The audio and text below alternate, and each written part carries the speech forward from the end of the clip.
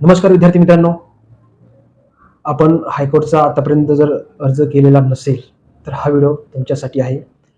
बॉम्बे हायकोर्टने दोनदा म्हणजेच तारीख वाढ दिलेली आहे, मुदत वाढ दिलेली आहे. अजूनही तरी तुम्ही अर्ज केलेला नसेल, एकदा आपण बघितलं की 5 जानेवारीपर्यंत मुदत वाढ दिली होती. नंतर 1 दिवसाची मुदत वाढ दिली व परत आता थेट 16 तारखेपर्यंत मुदतवाढ दिलेली आहे. म्हणजे कमीत कमी आपल्या 9-10 दिवसाची मुदतवाढ भेटलेली आहे.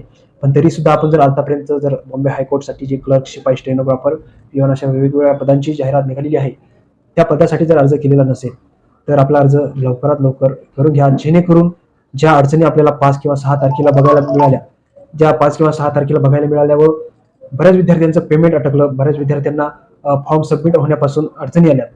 अशा विद्यार्थ्यांना परत अशा काही अडचणी येऊ नयेत. जे नवीन फॉर्म भरतात त्यांनी तारीख 16 तारखेचीच वाट बघू नये. त्या अगोदर होईल तेवढ्या लवकर आपला अर्ज करा. कारण अर्ज आतापर्यंत आपल्या माहितीनुसार क्लर्कला तरी 1 ते 1.5 लाखापर्यंतचे अर्ज आलेले आहेत.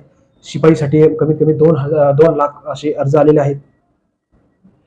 अशा अर्जाची संख्या बघून असं वाटतंय की विद्यार्थ्यांनी होईल तेवढ्या लवकर आपला अर्ज करायचा आहे.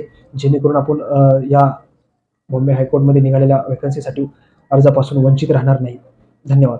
अशाच आपल्या नवनवीन अपडेटसाठी आपल्या चॅनलला सरकारी क्रीडा विद्विकाच्या YouTube चॅनलला लाईक, सबस्क्राईब व शेअर करा. धन्यवाद.